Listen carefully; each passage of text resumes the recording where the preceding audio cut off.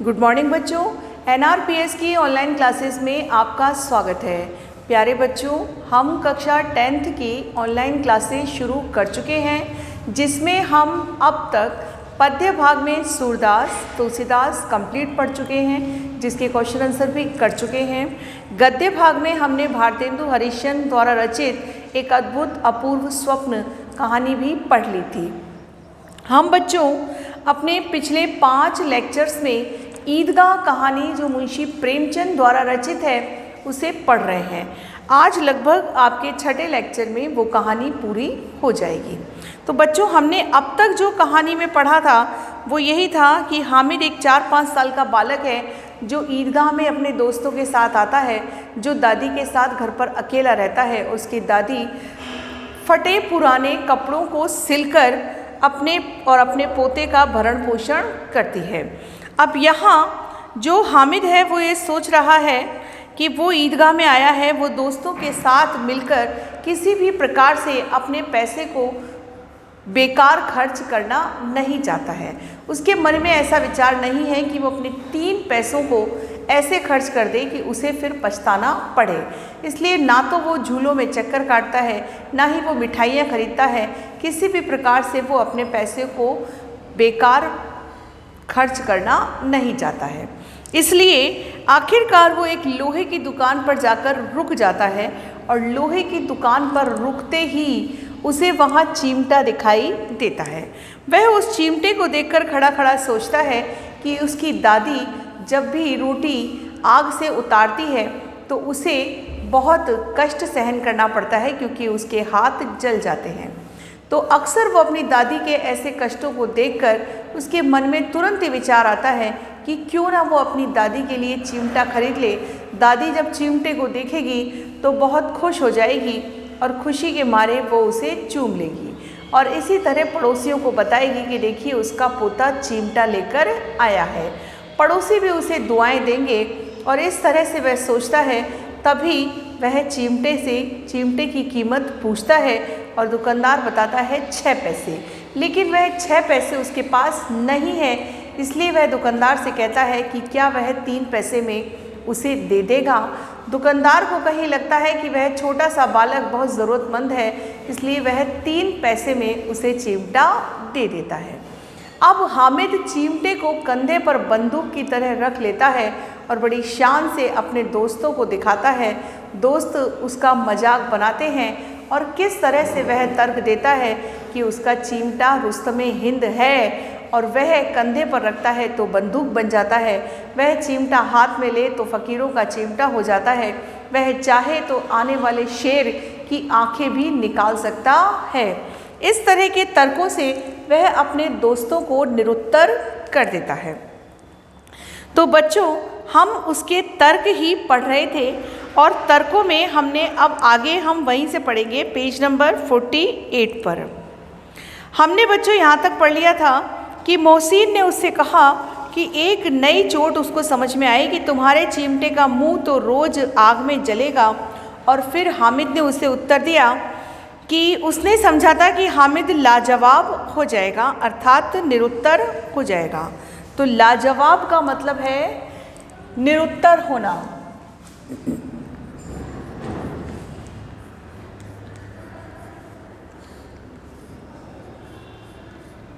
लाजवाब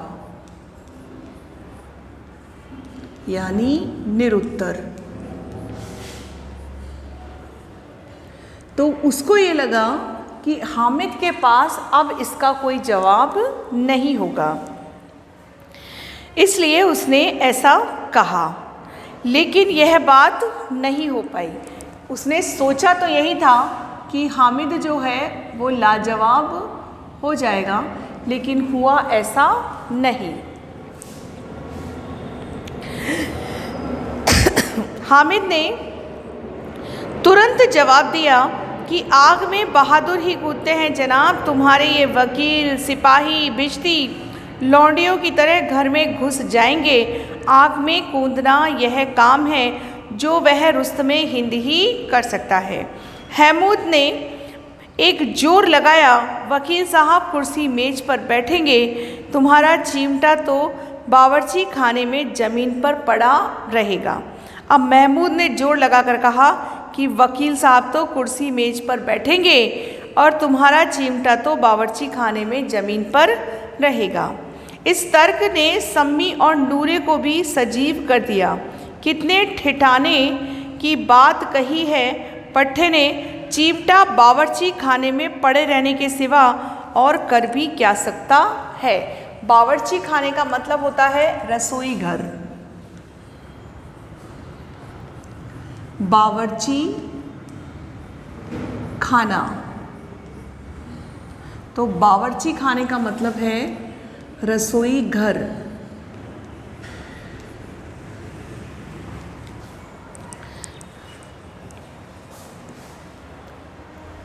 कि वो बावर्ची खाने में ही पड़ा रहेगा। हामिद को कोई पकड़ता हुआ जवाब ना सूझा तो उसने धांधली शुरू की। मेरा चिमटा बावर्ची खाने में नहीं रहेगा। वकील साहब कुर्सी पर बैठेंगे तो जाकर उन्हें ज़मीन पर पटक देगा और उनका कानून उनके पेट में डाल देगा।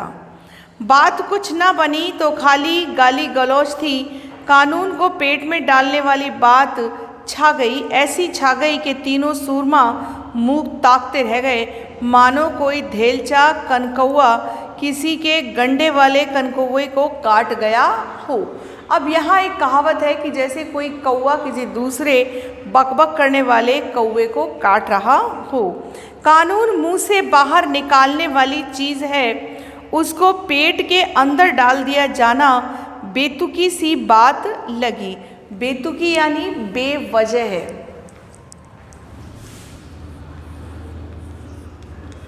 बेतुकी यानी बेवजह है, वजह या बेकार। तो उन्हें ये बात बेवजह या बेतुकी लगी। हामिद ने मैदान मार लिया। उसका चिमटा रुस्तमे हिंद है। इसमें मोहसिन, महमूद, नूरे, सम्मी किसी को भी आपत्ति नहीं आ सकती। विजेता को हराने वाले से जो सत्कार मिलना स्वाभाविक है वह हामिद को भी मिला। औरों ने 3-3, 4-4 आने पैसे खर्च किए और कोई काम की चीज़ ना ले सके। हामिद ने 3 पैसों में रंग जमा लिया। सच ही तो है, खिलौने का क्या भरोसा, टूट फूट जाएंगे। हामिद का चिमटा तो बना रहेगा बरसों तक। संधि की शर्तें तय होने लगी। मोहसिन ने कहा, जरा अपना चिमटा तो दो, हम भी देखें, तुम हमारा बिजती लेकर देखो। महमूद और नूरे ने भी अपने अपने खिलौने पेश किए। हामिद को इन शर्तों को मानने में कोई आपत्ति ना थी। चिमटा बारी बारी से सबके हाथ में गया। उनके खिलौने बारी बारी से हामिद के हाथ में आ गए।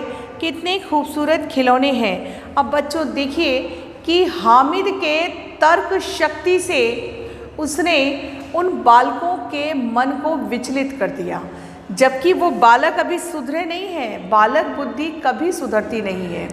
हामिद की तर्क शक्ति यानी उसकी समझदारी ने उन बालकों को विचलित कर दिया और आखिरकार वो चिमटा उन्हें आकर्षित करने लगा और उन्होंने उस चिमटे को लेने के लिए ही ये निश्चित किया कि हम अपने खिलौने हामिद को देंगे तो हामिद भी अपना चिमटा हमें दे देगा। और इस तरह से उनके खिलौने जो अब तक हामिद के हाथ में नहीं आए थे वो अब चिमटे के कारण हामिद के हाथ में आने लगे। अब हामिद सोच रहा है कि कितने खूबसूरत खिलौने हैं। हामिद ने हारने वालों के आंसू पोंछे। मैं तुम्हें चिढ़ा रहा था, सच ये चिमटा भला इन खिलौनों की क्या बराबरी करेगा। अब वो बच्चे जो है रुआंसा हो गए कि उन्होंने तो मिट्टी का खिलौना लिया है और हामिद ने लोहे का चिमटा लिया है। हामिद से उन बच्चों का दर्द देखा नहीं गया। बच्चों, जो बच्चे उसे चिढ़ा रहे थे उन बच्चों का दर्द भी उस हामिद से देखा नहीं गया। और आखिरकार हामिद इस बात पर मजबूर हो गया कि वो उन बच्चों को समझाए और उसने बड़े प्रेम से उन बच्चों को समझाया कि उसका चिमटा उन खिलौनों की बराबरी नहीं कर सकता है।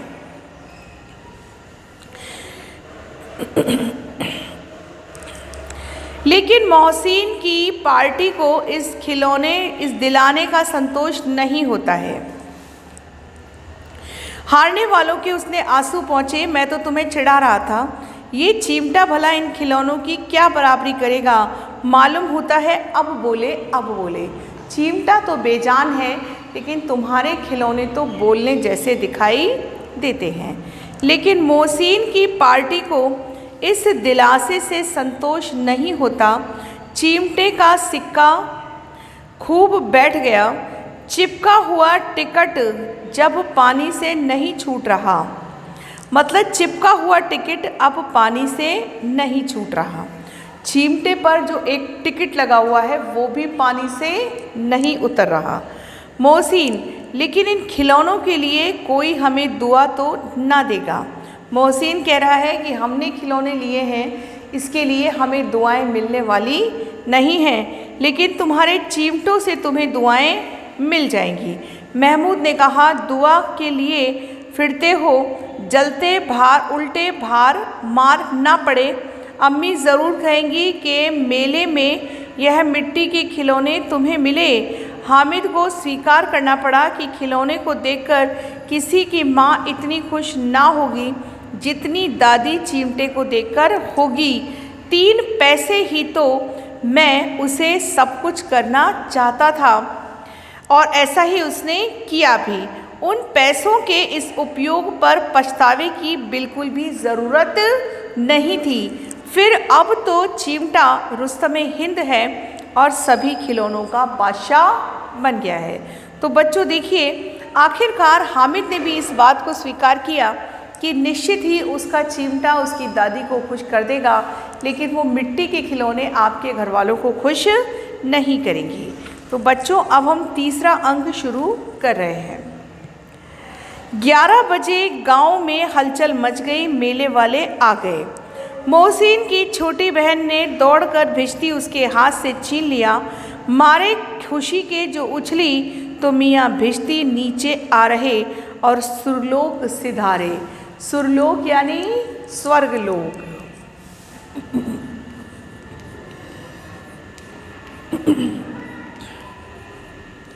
सुरलोक यानी स्वर्गलोक।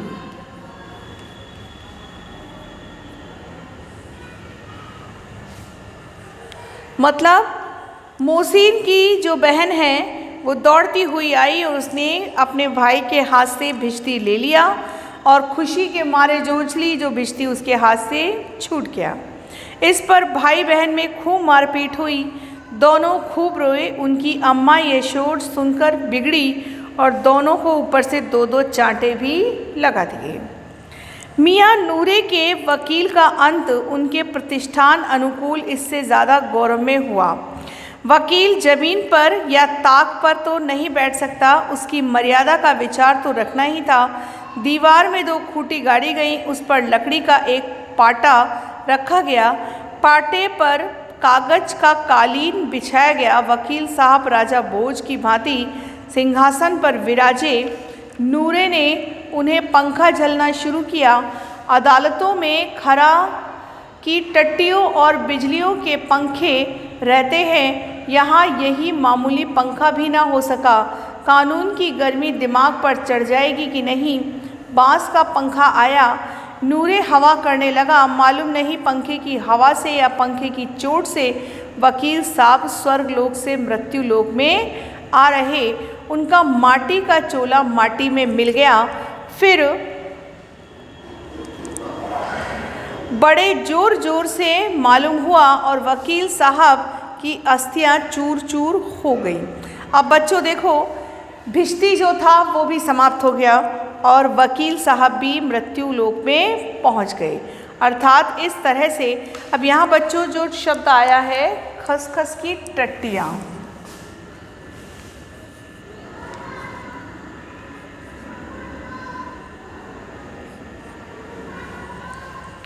खसखस की टट्टियाँ।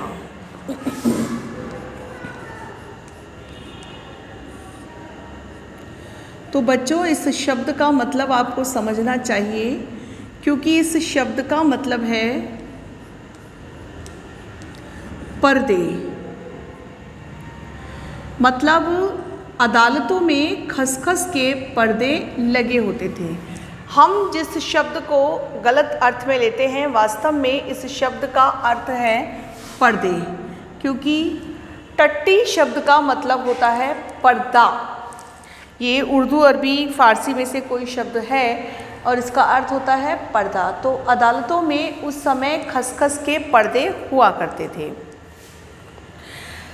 अब रहा महमूद का सिपाही, उसे चटपट गांव का पहरा देने का चार्ज मिल गया, लेकिन पुलिस का सिपाही कोई साधारण व्यक्ति तो था नहीं जो अपने पैरों पर चले, वह चालाकी पर चलेगा। एक टोकरी आई, उसमें कुछ लाल रंग के फटे पुराने चिथड़े बिछाए गए, जिसमें सिपाही साहब आराम से लेटे।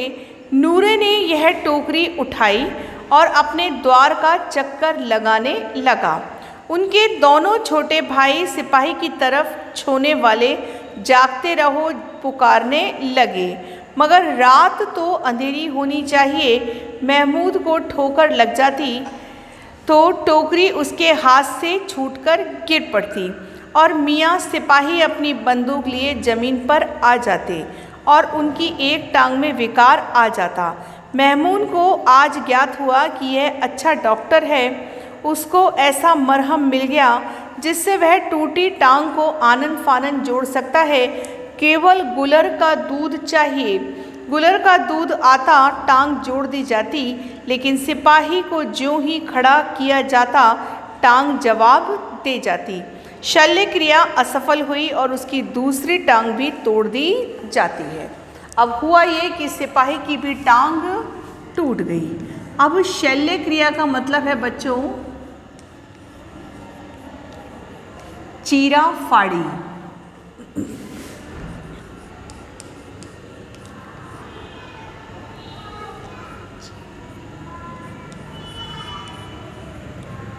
चीर फाड़, या जिसे आप ऑपरेशन कहते हैं।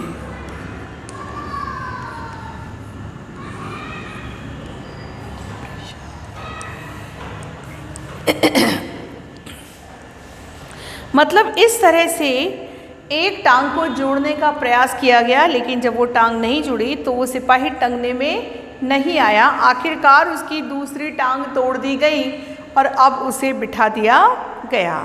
अब कम से कम एक जगह आराम से बैठ तो सकता है। एक टांग से न चल सकता न बैठ सकता। अब वह सिपाही सन्यासी हो गया है।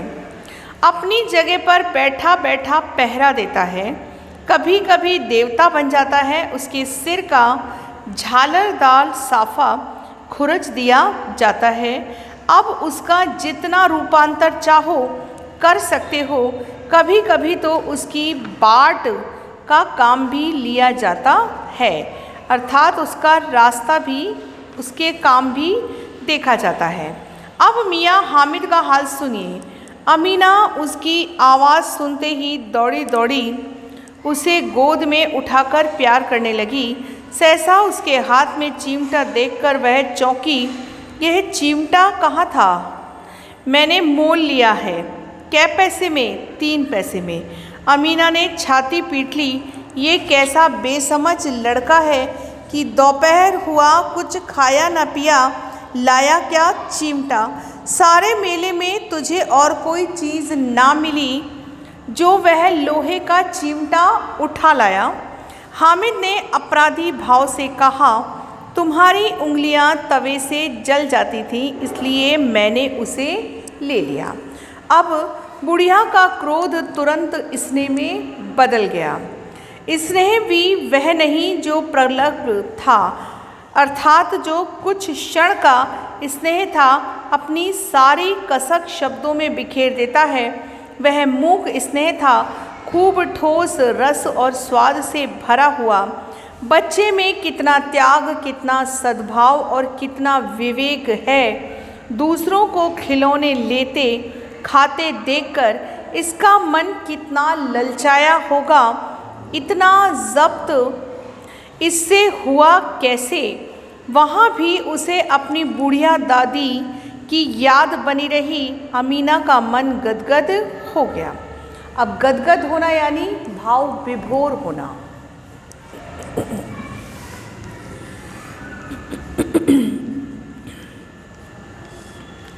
गदगद होना यानी भाव विभोर होना।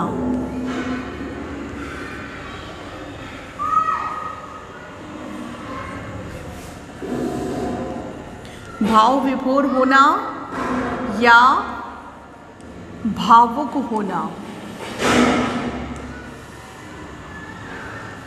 कि अमीना ने जैसे ही देखा कि उस छोटे से बालक ने किसी प्रकार से कुछ भी खाया नहीं, ना कोई आनंद लिया और 3 पैसे में केवल चिमटा खरीद लाया, ये बात सुनकर कि उसे उस मेले में भी अपनी दादी का ख्याल रहा, वो भाव विभोर हो उठी।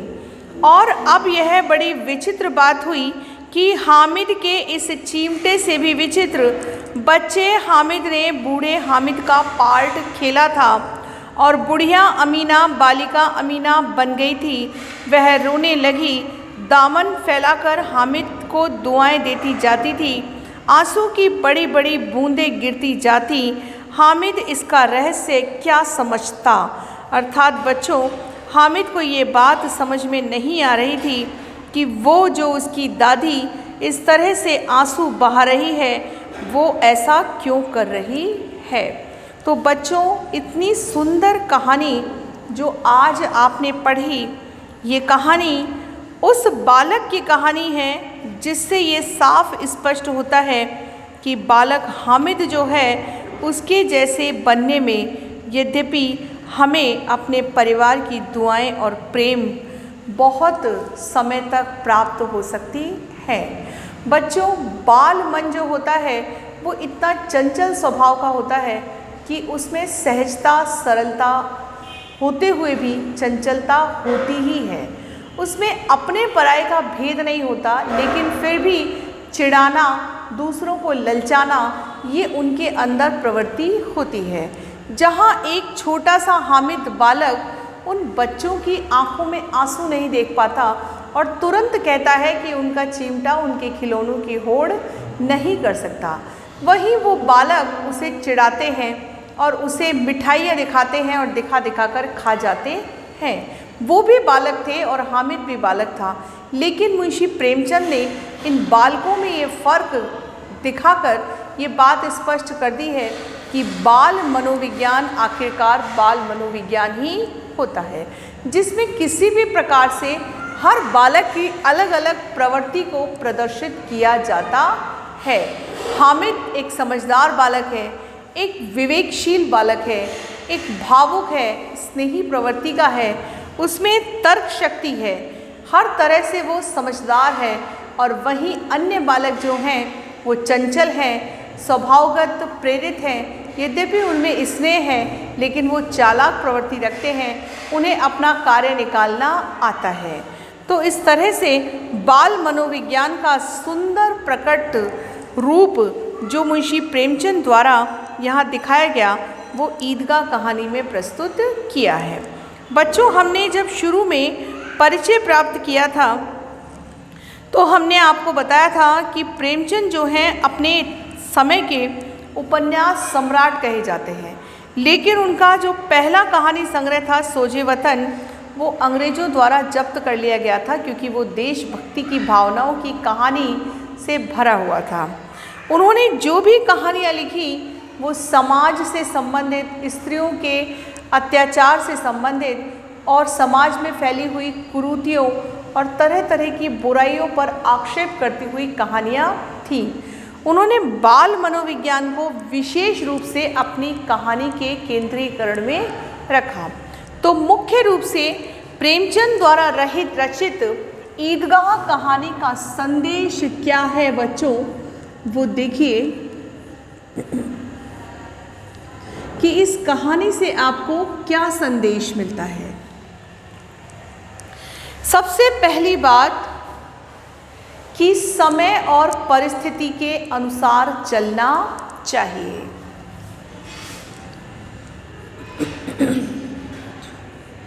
समय और परिस्थिति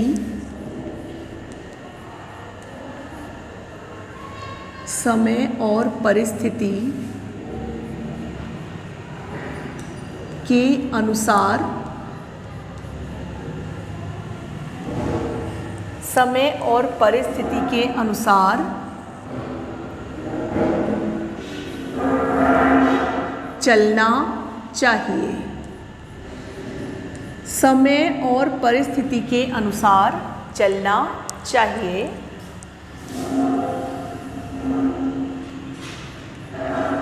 जीवन में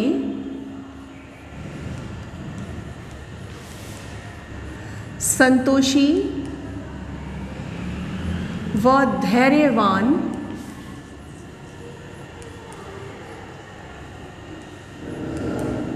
बने रहना चाहिए। जीवन में संतोषी व धैर्यवान बने रहना चाहिए।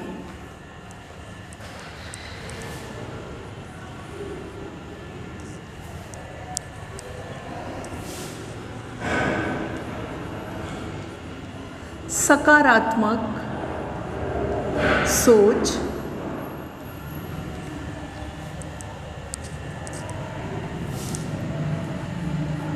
या आशावादिता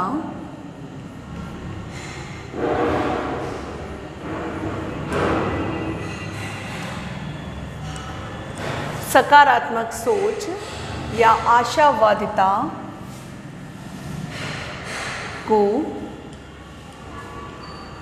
अपनाकर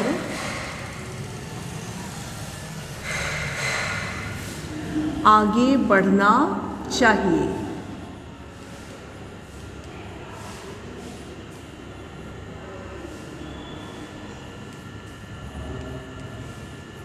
सकारात्मक सोच या आशावादिता को अपनाकर आगे बढ़ना चाहिए।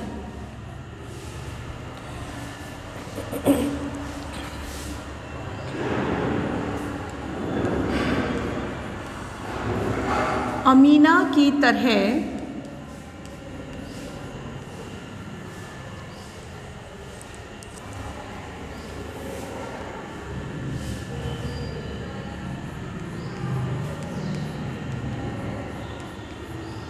परिस्थितियों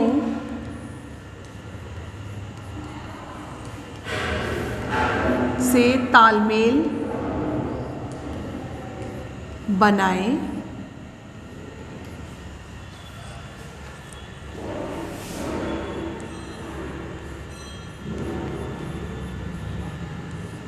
हामिद की तरह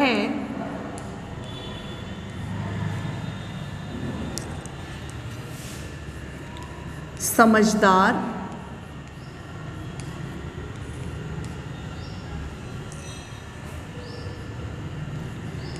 स्नेही, भावुक, विवेकशील,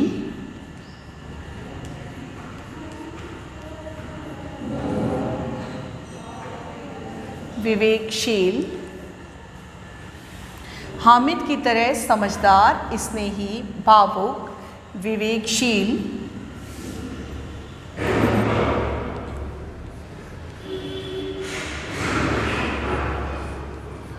तर्क शक्ति में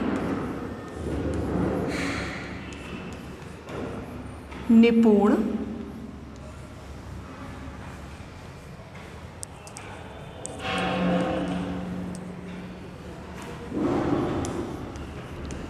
संयमी,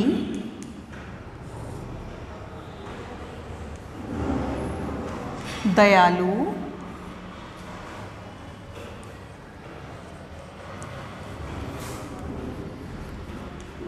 धैर्यवान,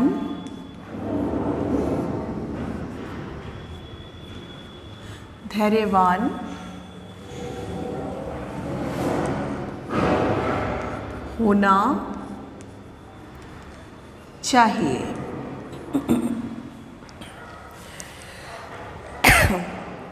बच्चों, हम सब जानते हैं कि हर व्यक्ति के कर्म उसके जीवन की गति को निश्चित करते हैं।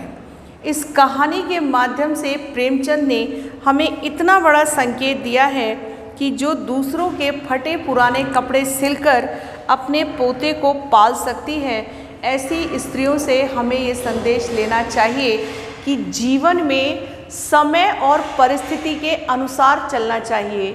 जीवन में संतोषी व धैर्यवान बने रहना चाहिए। सकारात्मक सोच या आशावादिता को अपनाकर आगे बढ़ना चाहिए। अमीना की तरह परिस्थितियों से तालमेल बनाएं। हामिद की तरह समझदार, स्नेही, भावुक, विवेकशील, तर्क शक्ति में निपुण, संयमी, दयालु और धैर्यवान होना चाहिए। तो बच्चों, हम सब भी हामिद की तरह बने, इसी संदेश के साथ आज ये कहानी आपकी पूरी होती है। आज आप इसके गृह कार्य के प्रश्न लिखिए। पहला प्रश्न आपका यही है जो बोर्ड पर लिखा हुआ है कि प्रस्तुत कहानी से प्रेमचंद हमें क्या संदेश देना चाहते हैं। तो आपका संदेश बोर्ड पर अंकित है 5 पॉइंट में, ये आपको गृह कार्य में लिखना है। प्रस्तुत कहानी से प्रेमचंद हमें क्या संदेश देना चाहते हैं। दूसरा प्रश्न है बच्चों कि अमीना चिमटे को देखकर पहले गुस्सा होती है और बाद में गदगद क्यों हो जाती है। अमीना चिमटे को देखकर पहले गुस्सा होती है और बाद में गदगद क्यों हो जाती है। तो उत्तर सुनिए बच्चों। अमीना चिमटे को देखकर पहले क्रोधित होती है क्योंकि उसे लगता है कि उसके 4-5 साल के बालक ने 3 पैसे से कुछ भी नहीं खाया और अपनी दादी के लिए चिमटा ले आया, अर्थात 12 बजे तक वो बालक भूखा ही रहा। इस बात से उसे क्रोध आ जाता है। लेकिन जैसे ही हामिद यह कहता है कि वह जानता था कि उसकी दादी की उंगलियां रोटियां सेकते हुए जल जाती हैं, इसलिए वो अपनी दादी के लिए चिमटा लाया है, उसकी ऐसी प्रेम भरी बात को सुनकर अमीना का दिल गदगद हो जाता है। तो बच्चों, ये दोनों प्रश्न आपको गृह कार्य में करने हैं। पाठ्य पुस्तक के प्रश्न हम अगले लेक्चर में ख़त्म करेंगे। धन्यवाद।